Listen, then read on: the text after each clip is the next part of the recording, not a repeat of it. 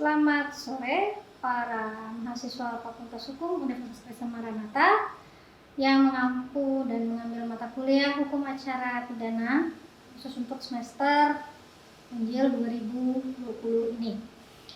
Di sini saya akan membahas mengenai Undang-Undang Kehakiman atau pokok-pokok kehakiman sebagai bagian dari due proses peradilan pidana di Indonesia. Dengan saya sendiri, Diana Rosti. Adapun yang menjadi titik pola undang-undang ini yang akan kita bahas banyak pada pertemuan kali ini adalah Undang-Undang Pokok Kehakiman yang paling terbaru, yaitu Undang-Undang Nomor 48 Tahun 2009. Adapun yang akan banyak kita bahas pada pertemuan kali ini adalah mengenai bentuk putusan pada pengadilan itu sendiri dan bagaimana putusan pengadilan itu sangat dipengaruhi oleh hakim dan keyakinannya di dalam memutuskan suatu perkara pidana. Undang-Undang Pokok Kehakiman membagi secara jelas mengenai tujuan, fungsi maupun kewenangan daripada kehakiman di Indonesia. Kehakiman di Indonesia sebagaimana tadi yang sudah saya jelaskan berlandaskan kepada Undang-Undang Nomor 48 Tahun 2009 menyatakan bahwa tujuan daripada suatu proses peradilan atau pengadilan atau kuasa kehakiman di Indonesia adalah untuk menemukan kebenaran formal dan kebenaran material dalam sebuah kasus. Kenapa disebutkan di sini kebenaran formal?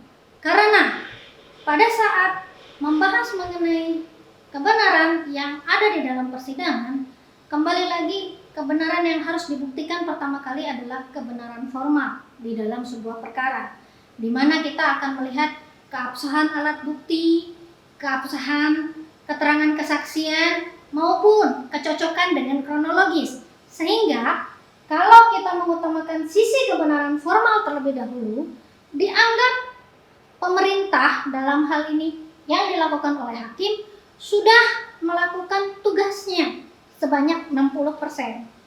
Artinya ketika melakukan pemeriksaan, hakim berpegangan kepada satu, tuntutan yang dibuat oleh kejaksaan.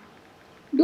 Fakta-fakta yang diutamakan di dalam persidangan, semisal kesaksian-kesaksian yang sudah dibuat oleh para saksi, kesaksian-kesaksian yang dibuat oleh para hakim, maupun juga kesaksian-kesaksian yang dibuat oleh ahli-ahli yang masuk di dalam persidangan tersebut tergantung pada kebutuhan kasusnya. Sehingga di dalam hal kebenaran formal yang diutamakan adalah bagaimana proses-proses administrasi berjalan menyesuaikan dengan surat-surat ataupun bukti-bukti yang sudah dikumpulkan. Lalu, di dalam proses pembuktiannya perlu juga diperlihatkan kepada kebenaran material. Artinya, ketika proses tanya jawab yang berada di dalam persidangan, di situ dijelaskan bahwa setiap pihak akan menerangkan duduk perkara kronologis yang sudah diakui di dalam persidangan. Misalnya, menjelaskan setiap tindakan-tindakan yang kepadanya sudah dapat mencocoki suatu tindakan pidana. Sehingga di sini setiap perbuatan-perbuatan tersebut akan diperiksa kecocokannya sehingga memenuhi kebenaran material. Nah, selain daripada tujuan tersebut, yang perlu diperhatikan juga adalah fungsi menjalankan kewenangan negara dalam hal judikatif. Sebagaimana dengan teori yang dikembangkan oleh Jules Rousseau, seorang ahli ketatanegaraan abad pertengahan dari Prancis, beliau mengatakan kekuasaan kehakiman sebagai bagian dari kekuasaan negara harus dipisahkan daripada kekuasaan-kekuasaan lainnya yang membentuk suatu pemerintahan. Adapun dua bagian lain yang menjadi teman daripada kekuasaan yudikatif adalah kekuasaan legislatif dan kekuasaan eksekutif. Namun pada hal penegakan perkara pidana, kewenangan negara dalam hal judikatif hanya boleh dilakukan oleh kekuasaan kehakiman. Kekuasaan kehakiman yang dimaksud di sini akan saya terangkan lebih jauh adalah di bawah pengadilan Mahkamah Konstitusi dan Mahkamah Agung. Sebetulnya di dalam undang-undang yang lama, Undang-Undang Nomor 40 tahun 2007 yang sebelumnya mengatakan mengenai kekuasaan pokok-pokok kehakiman yang sebelum ini sudah dinyatakan adanya Mahkamah Agung. Namun dirasakan pada perkembangannya ada perlu suatu social control kepada fungsi-fungsi judikatif sendiri yang akan dilakukan oleh Mahkamah Konstitusi. Namun dalam hal Mahkamah Konstitusi yang dibahas adalah mengenai apakah suatu perkara-perkara tertentu langsung menyangkut kepada konstitusi, sehingga tidak dimasukkan di dalam pembahasan yang ada pada materi kali ini. Kita hanya akan membahas mengenai hal judikatif yang merupakan bagian daripada Mahkamah Agung. Sehingga nanti kita akan lihat pada tingkatannya. Kita akan berbicara mulai dari Pengadilan Negeri sebagai pintu pertama fungsi peradilan sampai dengan Mahkamah Agung sebagai pintu terakhir daripada pengadilan itu sendiri. Selain daripada tujuan dan fungsi, yang perlu kita garis bawahkan juga yaitu mengenai kewenangan daripada peradilan itu sendiri melingkupi beberapa hal, tapi saya di sini hanya menyebutkan beberapa, yaitu satu untuk perkara biasa. Perkara biasa ini meliputi mengenai perkara pidana, perkara perdata, perkara anak.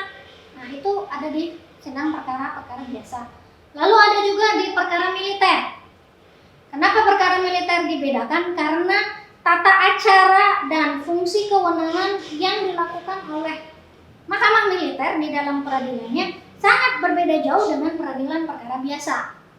Kalau di dalam perkara militer itu biasanya sidang yang diberlakukan itu lebih pada meningkatkan dan melibatkan tanda kepangkatan tertentu yang harus diperandirkan.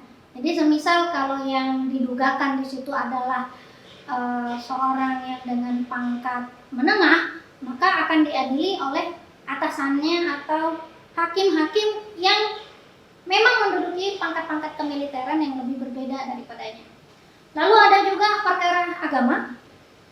Perkara agama ini adalah perkara-perkara yang meliputi mengenai perceraian, pengangkatan anak, wakaf, dan ini ada di bagian lain daripada wewenang daripada judikasi suatu lembaga peradilan.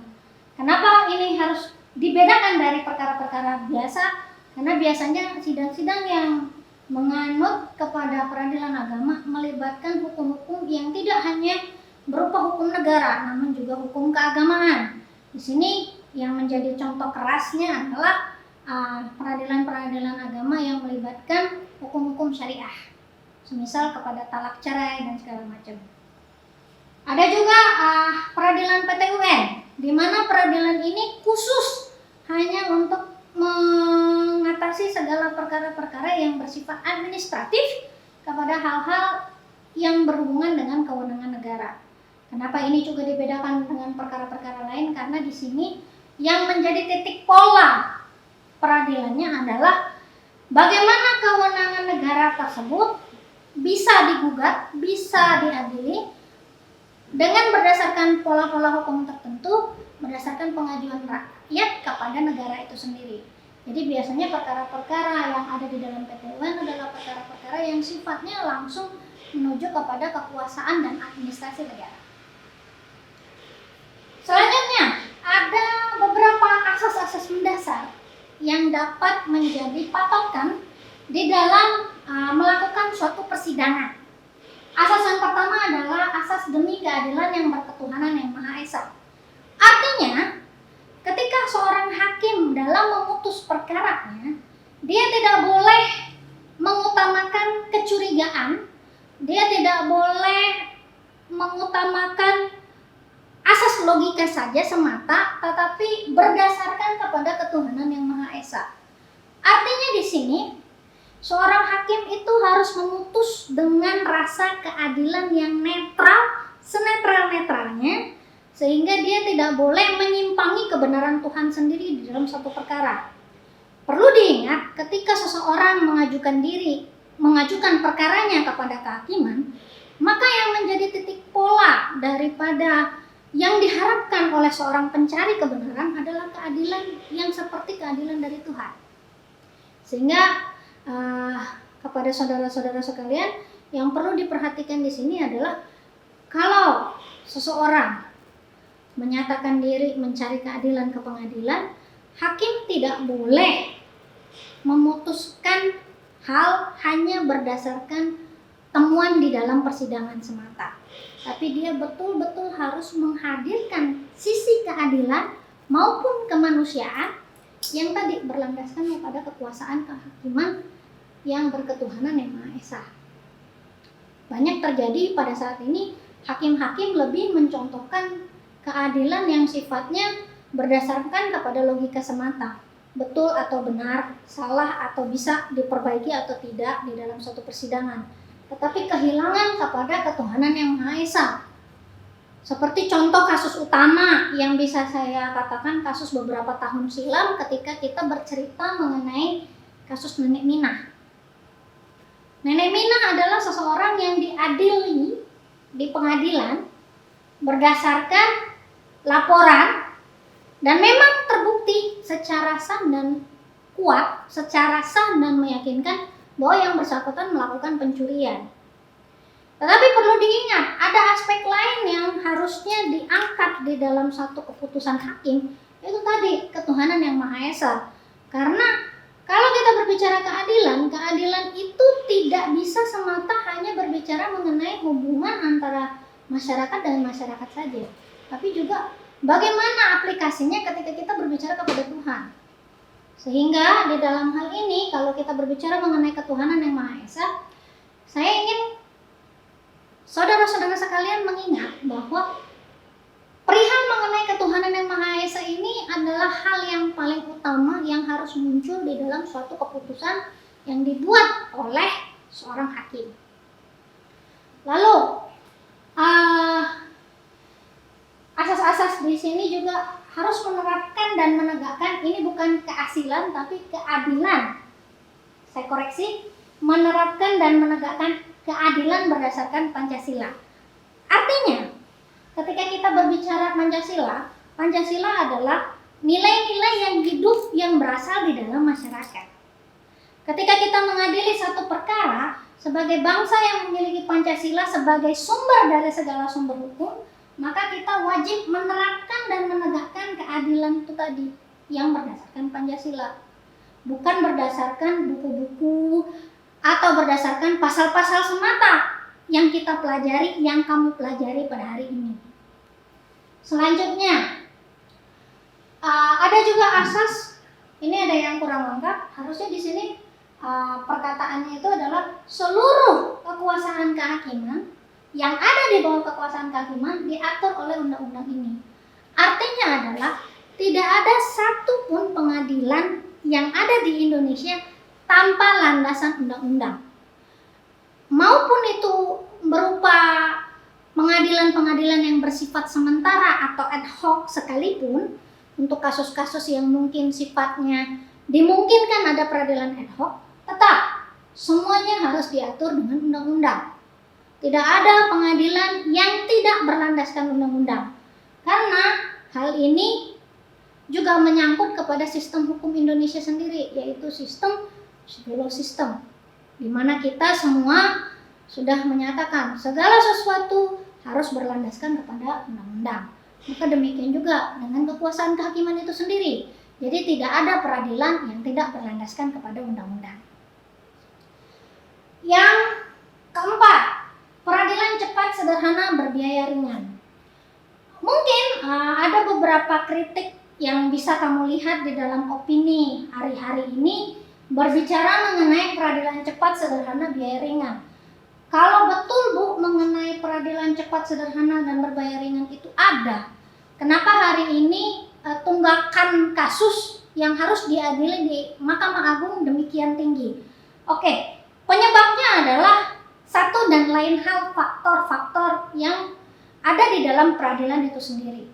Contoh yang saya lihat di dalam peradilan cepat, kadangkala ada beberapa kasus-kasus yang memang menarik atensi dari masyarakat, sehingga harusnya kasus itu bisa selesai dalam 7 atau 8 kali sidang sampai dengan jatuhnya putusan, karena harus terpaksa sidangnya dihentikan dahulu atau karena gangguan lain dan satu dan lain hal menyebabkan peradilan itu tidak bisa selesai dalam waktu yang ditetapkan. Ini juga berpengaruh kepada timbunan kasus. Dan ini terjadi bukan cuma pada saat ini. Ini juga terjadi semenjak zaman ketika pengadilan di Indonesia masih berlandaskan HIR. Berarti jauh sebelum zaman tahun 1981. Ketika orang mendengung-dengungkan peradilan cepat, sebetulnya yang diharapkan adalah satu proses itu boleh dilaksanakan dengan tempo yang bisa teratur. Padahal karakteristik tiap kasus-kasus itu berbeda. Ada kasus yang memang bisa dibuktikan secara cepat, tapi ada pula kasus-kasus yang memang membutuhkan alur dan kinerja yang sangat panjang, sangat berbelit-belit, sehingga peradilan cepat itu menjadi satu harapan sekaligus doa yang kemudian dijadikan asas pada hari ini. Dan peradilan itu sebaiknya dilakukan dengan sesederhana mungkin. Artinya begini, dulu pada zaman HIR, pada beberapa persidangan memang menganut dengan sistem yang tidak seperti sekarang sistematisnya. Harus ada pendengaran dulu, harus ada dilempar dulu kepada masyarakat dan lain-lain sebagainya. Nah, sementara di dalam yang sekarang dimaksudkan sederhana itu artinya jalinan dari tiap-tiap tahap, di persidangan itu menjadi satu kesatuan yang tidak terpisahkan tapi tidak berbelit-belit. Misal, kalau memang sudah sampai kepada acara untuk replik dan duplik, itu sebaiknya tidak dilama-lamakan lagi, kembali lagi kepada penuntutan sebelumnya atau kembali lagi pada pokok perkara yang sebelumnya, karena itu akan memakan waktu. Yang diharapkan adalah satu jalinan yang tidak terputus, tapi satu jalinan yang sinergis, sehingga perkara tersebut bisa menjadi sederhana dan dapat diikuti oleh setiap orang. Dan mengenai biaya ringan, sebagaimana yang sudah kita baca di dalam literatur, untuk mengadakan satu persidangan, jujur, negara membutuhkan banyak sekali biaya, terutama untuk biaya pemanggilan saksi, penghadiran tersangka, lalu juga untuk biaya paniteraan, belum lagi untuk jaksa dan segala macam. Ini menyebabkan biaya itu perlu diperhitungkan pada setiap kali persidangan. Sehingga saya sendiri merasa di sini secara pribadi untuk biaya ringan ini sangat bergantung kepada lamanya persidangan. Semakin lama persidangan, maka biaya yang akan digunakan akan semakin banyak. Nah, selanjutnya ada Mahkamah Agung dan Mahkamah Konstitusi. Dua kakak beradik dalam tanda kutip, yang sebetulnya sama. Tugasnya adalah memberikan vonis, memberikan keputusan, tetapi akhirnya pada jalannya ini merupakan dua lembaga yang berbeda namun saling beriringan. Ketika kita berbicara mengenai Mahkamah Konstitusi, maka pokok perkara-perkara yang akan dibahas itu adalah seputar kasus-kasus yang menyangkut kepada pelanggaran konstitusi. Semisal, ada seseorang yang didugakan melanggar mengenai hak negara untuk melindungi kekayaan nabati atau kekayaan alamiah yang dimiliki oleh suatu negara di pasal 33. Nah, terhadap kasus-kasus yang demikian rasanya tidak akan pas kalau kita cuma menggugat sampai ke Mahkamah Agung. Sebaliknya, perlu juga kita masukkan satu perkara yang sifatnya kepada konstitusi, karena sebetulnya yang terlanggar di sini adalah hak daripada negara itu sendiri. Oleh karena itu, kekuasaan kehakiman yang berarah kepada Mahkamah Konstitusi bersifatnya itu satu kali dan mengikat. Berbeda dengan Mahkamah Agung yang akan kita bahas yang melalui tahap-tahap tertentu, tingkatan-tingkatan tertentu. yang akan kita bahas setelah ini. Ada cara-cara tertentu sebelum sesuatu perkara itu bisa masuk ke Mahkamah Agung. Ada perilaku-perilaku khusus, ada syarat-syarat khusus. Oleh karena itu, undang-undang yang mengatur mengenai Mahkamah Agung itu bersumbernya ke sini, Undang-Undang Nomor 48 Tahun 2009, sementara Undang-Undang Mahkamah Konstitusi tersendiri atau berbeda. Nah, inilah tingkatan-tingkatan yang saya maksud di dalam suatu tingkat kehakiman. Adapun Undang-Undang Pokok Kehakiman sebagaimana telah mengatur mengenai tingkatan-tingkatan kehakiman, di sini saya akan mengklasifikasinya kepada 3 hal: pengadilan negeri, pengadilan tinggi, dan Mahkamah Agung. Kenapa hal ini berbeda? Karena perlu diketahui vonis atau jenis putusan yang akan dihasilkan oleh hakim sangat berpengaruh dari tingkatan-tingkatan dan kewenangan yang dimiliki oleh seorang hakim untuk memeriksa satu perkara. Di sini saya menuliskan judek fakti, artinya adalah hakim-hakim yang memeriksa fakta-fakta dan data-data di dalam sebuah persidangan. Artinya pada tingkat pengadilan negeri dan tingkat pengadilan tinggi, seorang hakim hanya boleh memeriksa mengenai fakta-fakta, data-data, kesaksian-kesaksian, dan juga hal-hal yang memperkuat suatu kronologis di dalam persidangan. Hakim-hakim yang ada di dalam tingkatan Mahkamah Agung tidak demikian.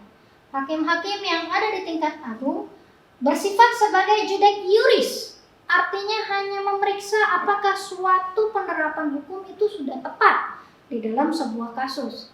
Sehingga biasanya bunyi dari keputusan Mahkamah Agung bersifat hanya menguatkan putusan sebelumnya atau membatalkan sebagian daripada putusan sebelumnya, putusan pengadilan sebelumnya, atau membatalkan seluruhnya isi keputusan dari putusan pengadilan-pengadilan sebelumnya.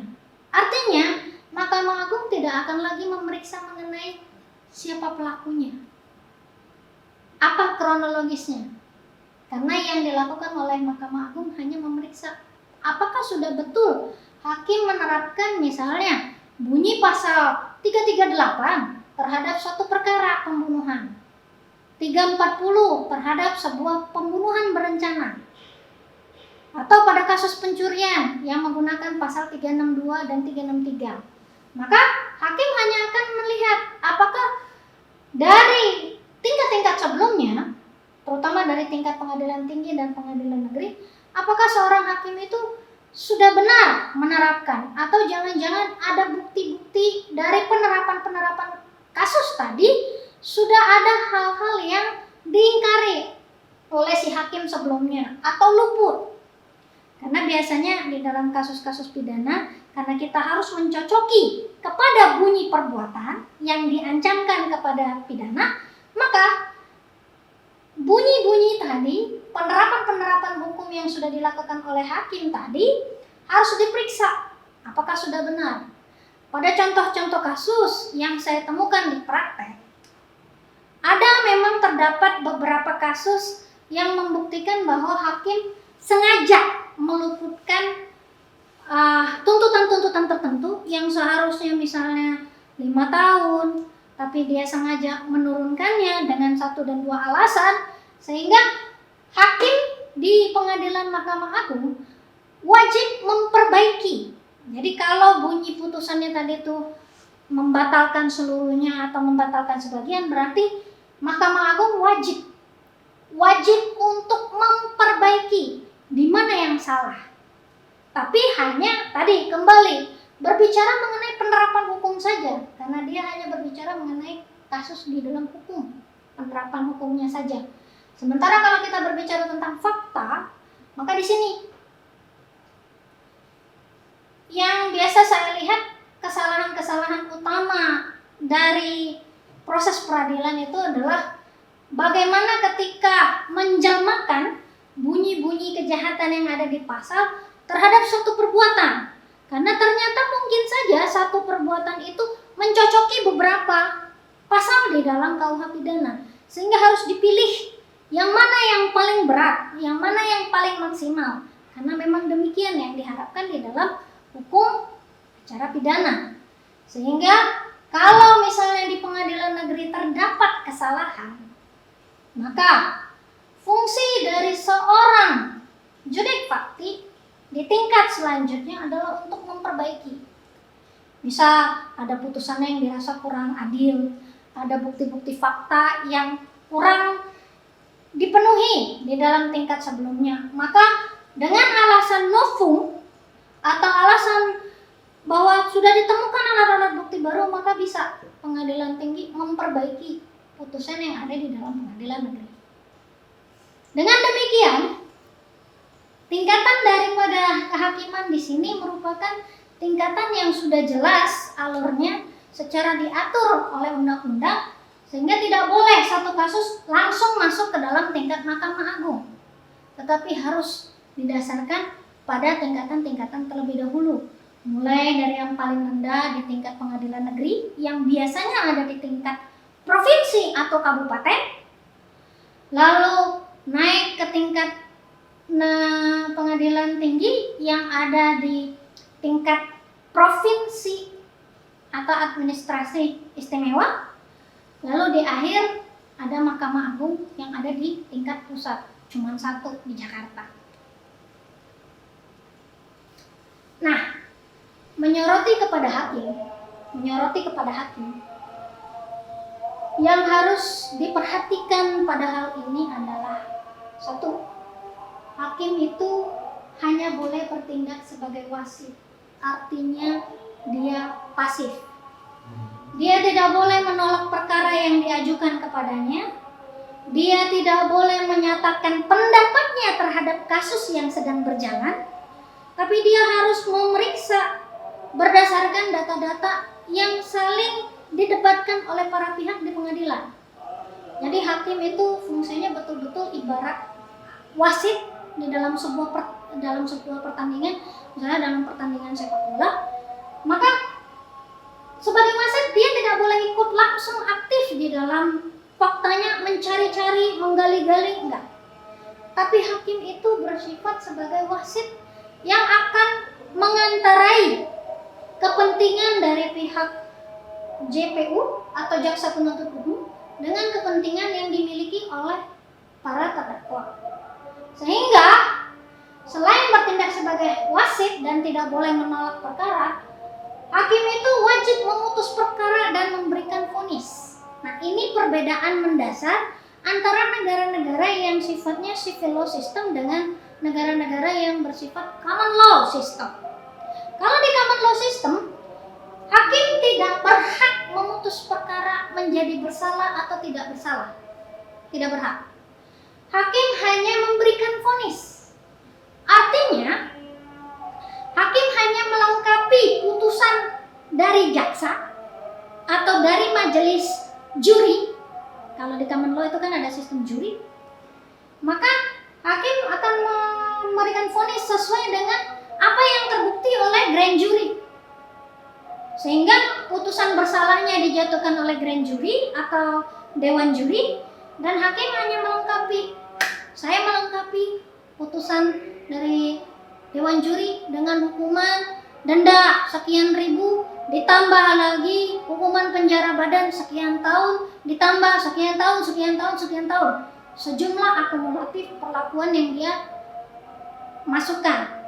Sehingga kalau di dalam sistem civil law, hakim di sini yang akan melihat pembuktian, beban pembuktian yang sudah ada pada jaksa maupun pada tersangka, sehingga nanti hakim yang menilai apakah satu orang itu mencocoki satu kronologis sehingga dia dinyatakan bersalah, atau dari mencocoki suatu perkara dia sudah mencocoki suatu perbuatan yang dapat dikenai hukuman. Saya ambil contoh demikian. Kasusnya mungkin terdengar oleh saudara-saudara sekalian, yaitu pada kasus saya ambil contoh kasus racun cyanida. Waktu di persidangan, hakim tidak langsung bertanya kepada saudara tersangka, waktu itu saudara J. Tapi yang melakukan tanya jawab dengan saudara J itu pertama kali haknya ada pada jaksa penuntut umum. Jaksa penuntut umum menyatakan segala macam perbuatan, berusaha agar tersangka mengakui bahwa perbuatannya itu betul dia lakukan dan perbuatan tersebut bisa dikenai oleh hukuman. Nah, hakim di situ hanya menilai, memberikan masukan dan juga penilaian terhadap suatu perkara dan pernyataan yang ada di persidangan itu, apakah si saudara tersangka ini sudah memasuki satu perbuatan pidana atau belum.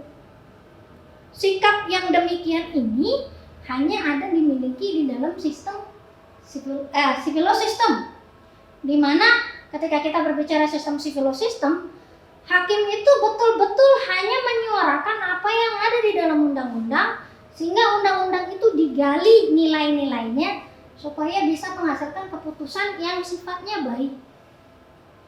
Nah, hakim juga diangkat dan diberhentikan menurut undang-undang. Artinya hakim menjadi hakim bukanlah prioritas prerogatif, artinya langsung seumur hidup seperti kalau kita lihat film Hakim Bau, tidak seperti itu, tidak berlaku seumur hidup, tapi ada masa pensiun. Khususnya yang saya lihat pada praktek di Indonesia, orang-orang kalau sudah masuk di dalam jajaran Hakim Agung itu rata-rata di atas umur 70 tahun. Jadi nggak heran ya kalau melihat hakim-hakim yang baru dilantik banyak yang berjatuhan. Ini bukan kritik, tapi ini kenyataan bahwa memang sangat sulit untuk mencapai hakim pada tingkatan tertentu. Biasanya nanti kalau saudara-saudara sekalian lulus dari fakultas hukum, kita masuk jenjang pertama itu adalah calon hakim, kemudian dididik lagi. Setelah dididik sekian tahun, diterjunkan di dalam persidangan, itu baru menjadi hakim-hakim muda. Setelah masa-masa tertentu, baru diangkat menjadi hakim tetap. Nah, seperti itulah prosesnya, sehingga jelas menurut undang-undang maksimal hakim itu usianya 70 tahun. Minimal di usia 40 tahun.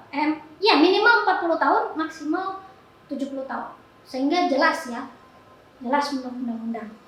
Meskipun ada beberapa PP yang kemudian diperbarui, tapi tetap maksimalnya 70 tahun. Dengan asumsi 70 tahun diharapkan hakimnya jangan pikun, jangan membuat suatu kesalahan dalam penerapan, karena ya kalau sudah usia kan ada faktor-faktor yang perlu dipertimbangkan juga. Selanjutnya, kalau kita berbicara mengenai persidangannya sendiri, persidangan itu di dalam wacananya, di dalam teori dan di dalam praktek, persidangan itu diputus oleh majelis hakim. Ingat, harus majelis hakim. Minimal 3 orang. Kenapa 3 orang? Ini ceritanya seperti zaman ketika saudara-saudara sedang bermain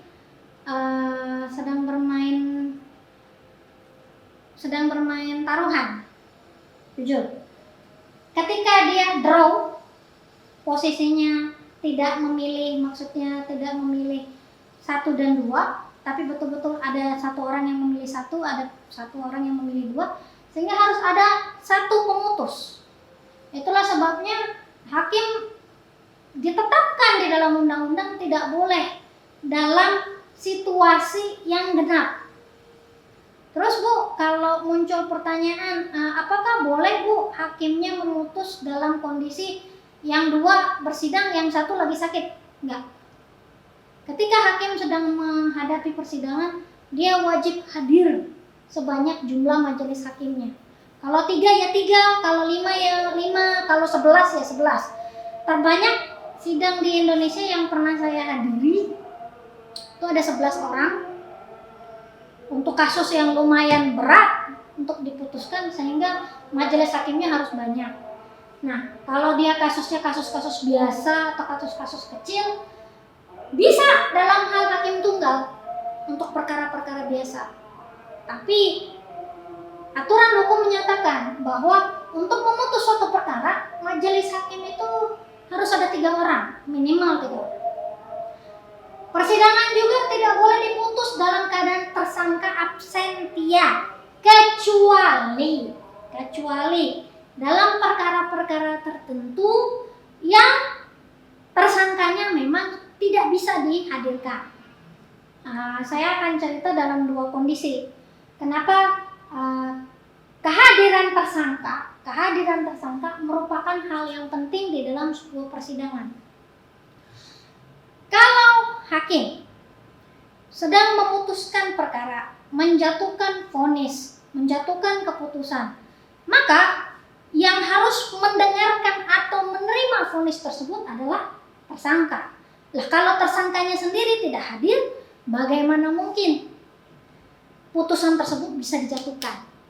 Nah, pada tahun 1999 untuk kasus Yayasan Super Semar, waktu itu tersangkanya saudara S dengan kroni-kroninya, saya nggak akan sebut mereknya, terpaksa harus diputus kasusnya dalam keadaan tersangkanya tidak hadir. Jadi yang diadili itu kursi kosong.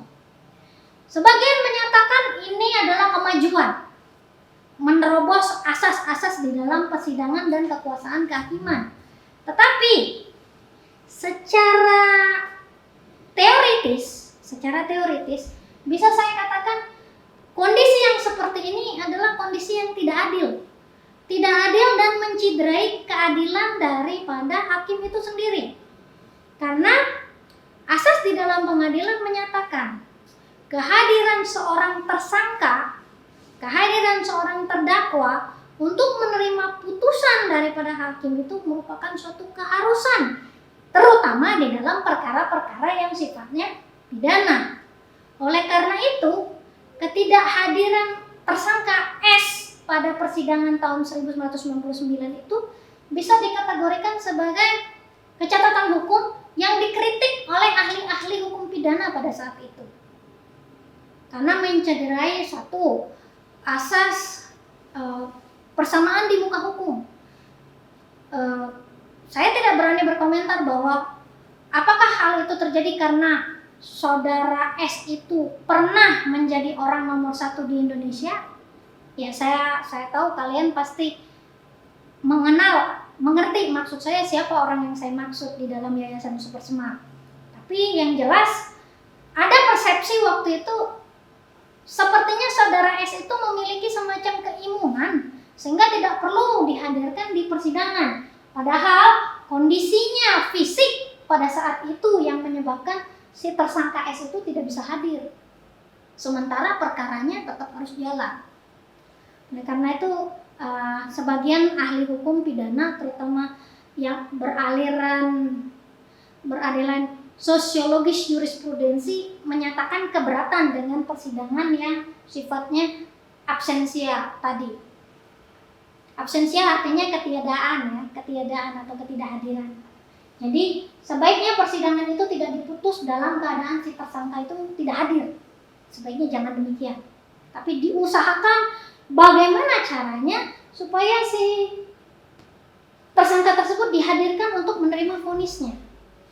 Walaupun itu mungkin dia akan menyatakan saya mau naik banding atau saya keberatan dengan putusan hakim saat ini. Tapi setidaknya dia menerima putusan tersebut. Jangan cuman kursi kosong. Yang ketiga, sidang dibuka dan terbuka untuk umum. Kenapa hal ini menjadi penting? Dalam kasus-kasus perkara pidana, pernyataan terbuka untuk umum itu penting pada kasus-kasus tertentu. Semisal kasus pencurian biasa, bukan pencurian di dalam keluarga. Kasus yang sifatnya melibatkan perkara korupsi, kasus-kasus yang melibatkan kekerasan, kecuali kekerasan dalam rumah tangga. Itu harus dinyatakan terbuka dan dibuka untuk umum karena dari aturan hukum acara pidana sendiri. Hal ini memungkinkan untuk setiap rakyat dimanapun dia berada boleh menaruh atensi terhadap satu kasus. Walaupun mungkin itu kasus-kasus yang sifatnya mungkin pembunuhan atau kasus-kasus yang sifatnya ya pencurian biasa lah. Tetapi pada kasus-kasus yang sifatnya memang tidak mungkin dibuka untuk umum, semisal kasus-kasus pelecehan seksual, kejahatan-kejahatan yang melibatkan anak, itu tidak akan dinyatakan terbuka dan dibuka untuk umum. Hanya pada saat-saat misalnya pembacaan vonis, itu akan terbuka untuk umum. Tapi pada saat pembacaan pertama permulaan sidang tidak dinyatakan demikian. Berbeda dengan kasus perkara-perkara biasa. Nah, saya di sini mengelompokkan jenis putusan hakim kepada 3 hal. Yang pertama, penjatuhan vonis. Vonis itu tentu vonis itu tentu berhubungan dengan jenis putusan bersalah. Kenapa demikian? Karena tadi ya, kita berpatokannya kepada asas handstraf zonder schuld. Tiada pidana tanpa kesalahan. Artinya, kalau seseorang bersalah, maka dia boleh dijatuhi hukuman. Hanya orang-orang yang tidak bersalah, dia tidak boleh divonis. Tergantung dengan ancaman hukuman. Ada yang di Indonesia kalau vonis hukuman penjara ya, berbicara penjara itu minimal 12 bulan. Minimal 12 bulan, artinya 1 tahun. Kalau dia kurungan di bawah itu atau dinyatakan dengan undang-undang. Nah, vonis bersalah itu dari yang paling ringan tadi ya, ada yang masanya 1 tahun, maksimal itu vonis untuk penjara seumur hidup. Tentu dengan pertimbangan-pertimbangan pada praktek. Walaupun kita katakan tadi seumur hidup, nggak dilakukan betul-betul seumur hidup, karena nggak mungkin kita memenjara orang yang mati lalu kuburannya kita masukkan di dalam penjara. Nggak seperti itu. Di Indonesia ada banyak pertimbangan-pertimbangan khusus. Rasanya bukan cuma di Indonesia tapi juga di seluruh negara. Artinya ketika kita membicarakan vonis yang berupa penjara, tujuan utama adalah untuk merintangi kebebasan dari seseorang, sehingga seseorang itu tidak berkeliaran. Ada yang di dalam rumah tahanan, sampai yang tidak boleh keluar kota atau tahanan kota. Itu nanti berbeda-beda. Bisa kalian baca pada peraturan perundang-undangannya. Nah, vonis bersalah ini ada yang juga ancaman hukumannya berupa ancaman hukuman mati. Ini biasanya untuk kasus-kasus perkara yang sudah ditentukan. Misal yang berkaitan dengan nyawa, yang berkaitan dengan makar, yang berkaitan dengan jabatan-jabatan di dunia kesehatan. Itu tidak bisa ancaman hukumannya biasa-biasa saja, tapi harus maksimal sampai kepada hukuman mati. Nah, walaupun pro kontra terhadap jenis hukuman mati ini, baik dari kalangan akademisi maupun juga kalangan ulama, yang saya ingin sampaikan adalah jenis hukuman mati menurut saya pribadi masih diperlukan untuk kasus-kasus kejahatan-kejahatan yang sifatnya memang sangat membutuhkan untuk jatuhnya hukuman mati. Lalu Bu, kalau untuk kasus-kasus yang sifatnya nggak perlu, ya sebaiknya jangan.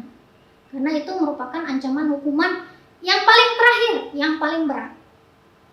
Lalu ada ancaman hukuman berupa penetapan-penetapan lain, itu vonis. Semuanya putusan bersalah.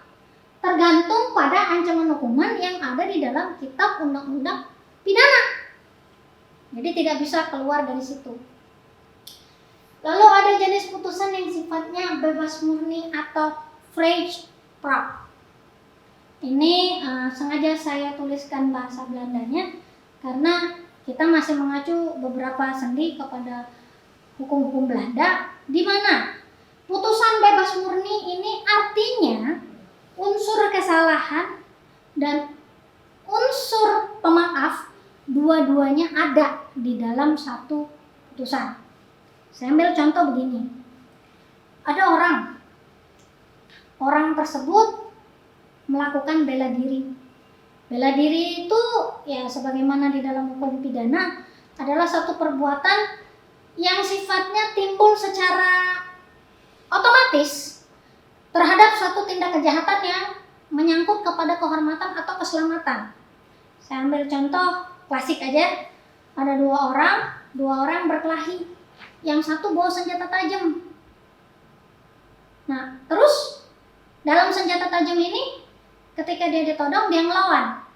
Ketika dia ngelawan, mungkin ini terjadi perkelahian sehingga pisau yang tadinya digunakan untuk menodong malah berbalik menusuk kepada si pelaku. Nah, ini mau vonis bersalah atau bebas murni, Bu? Nah, harus dilihat. Ketika dia bebas murni, artinya unsur-unsur kesalahan daripada perbuatan itu tidak terbukti sama sekali. Kalau misalnya tadi perkelahian bela diri, berarti kan pakai 338 dan 340. 338 barang siapa? Oke, barang siapa ada. Dengan sengaja mengambil nyawa milik orang lain. Nah, dengan sengajanya harus dibuktikan di dalam bebas murni. Betul nggak ada betul nggak ada rencana atau tidak ada rencana? Nah, menilai ini gampang-gampang susah. Saya juga lihat di praktek. Kasus yang paling terkenal mungkin 3 tahun yang lalu kalian dengar ada sepasang muda-mudi seumuran kalian sedang pacaran, ketika ketahuan mau diperas oleh seorang preman. Nah, ternyata preman itu ngebawa pisaunya yang dibawa oleh preman ternyata dipakai oleh korban. Nah, saat itu korban yang diprovokin. Pisau itu malah berbalik digunakan untuk menusuk, dan yang ditusuk akhirnya mati. Siapa yang ditusuk? Yang jadi korban berikutnya ya preman tadi. Nah, dalam kasus ini timbul pertentangan, bebas murni atau lepas dari segala tuntutan. Ini dua hal yang berbeda. Kalau kita bicara bebas murni, artinya tadi tidak ada unsur perencanaan, tidak ada unsur dengan sengaja dari perbuatan yang menusuk tadi sehingga si pelaku itu meninggal. Dan ternyata di persidangan tidak terbukti yang tadi unsur perencanaannya, sehingga dia lepas. Nah, ketika lepas, apakah cuma lepas, Bu? Enggak. Berikutnya, barang siapa dengan sengaja mengambil nyawa milik orang lain. Nah, pertanyaan saya, kalau tadi ada pelaku dan korban, yang tadinya korban dan pelaku sekarang terbalik kan? Nah, pelaku yang penusukan, saya sebut pelaku penusukan di sini, bukan niatnya untuk mengambil nyawa si preman tadi. Sehingga seharusnya unsur-unsur 338 dan unsur-unsur 340 nggak terpenuhi di sini. Tapi, nah, pada kenyataan pembuktian berikutnya, ketika luka yang didapati di tubuh si preman lebih dari satu, bisa kita katakan itu enggak semuanya menyatakan kalau dia itu bebas dari 338 dan 340. Maksud saya gini, simpelnya, kalau betul dia cuma melawan perbuatan si preman, harusnya cukup dengan 1 kali saja, tidak usah berkali-kali. Ini malah di dalam tubuh si preman terdapat 18 luka yang akhirnya memang menyebabkan si preman tersebut meninggal. Artinya ada keinginan sepersekian dari dalam jiwa si pelaku penusukan ada mens rea yang memang ingin menjatuhkan atau ingin melenyapkan si preman sehingga dia tidak bisa bebas murni. Dan jatuhnya itu jadinya lepas dari segala tuntutan. Kalau kita bicara putusan yang sifatnya lepas dari tuntutan, walaupun perbuatannya ada dan mencocoki, tetapi dia kehilangan unsur kesalahan. Unsur kesalahan dari perbuatan tersebut. Saya ambil contoh yang lebih gampang ya, jangan lagi contoh yang tadi. Saya ibaratkan petugas yang melakukan hukuman mati untuk terpidana mati.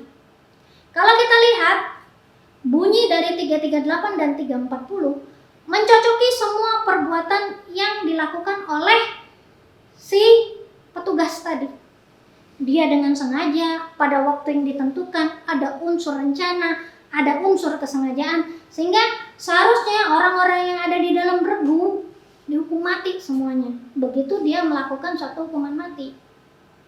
Tetapi atas dasar perintah daripada undang-undang untuk melakukan hukuman mati, maka perbuatan regu tembak tadi, kalau di Indonesia kan hukuman mati dilakukan dengan hukuman tembak, maka itu menyebabkan hilangnya kesalahan. Hilangnya kesalahan di dalam putusan kehakiman berbunyinya jadinya lepas dari segala tuntutan. Jadi simpelnya demikian. Oleh karena itu, untuk pada hal-hal yang sifatnya boleh lepas dari tuntutan, bisa kita kategorikan sebagai bebas yang tidak murni. Artinya di sini masih ada unsur kesalahan, tapi dari unsur kesalahan tersebut masih ada tuntutan-tuntutan yang bisa dimaafkan menurut hukum. Selanjutnya, saya akan memberikan tugas untuk kalian, yaitu dari kumpulan-kumpulan keputusan yang sudah kalian cari, saya ingin kalian mencari 3 hal dari putusan tersebut. Yang pertama, carilah mengenai dasar-dasar pertimbangan. Dasar-dasar pertimbangan daripada hakim, mengapa hakim memutuskan satu perkara tersebut jadi demikian. Jadi yang pertama, tolong dapatkan dasar-dasar pertimbangannya. Lengkap. Dari A sampai Z. Karena dalam pertimbangan hakim itu tidak mungkin hanya ada 1 dan 2, tapi ada banyak. Yang kedua, terhadap putusan hakim, Anda berikan komentar. Apakah hakim sudah menerapkan setiap hal-hal yang ditemukan di pengadilan atau ada hal-hal yang masih terlewat? Yang ketiga, dengan kelompok Anda, buatlah semacam keputusan terhadap kasus yang akan saya berikan pada lembar kerja tugas LTHB berikutnya. Sekian pertemuan saya hari ini. Terima kasih semuanya atas waktunya.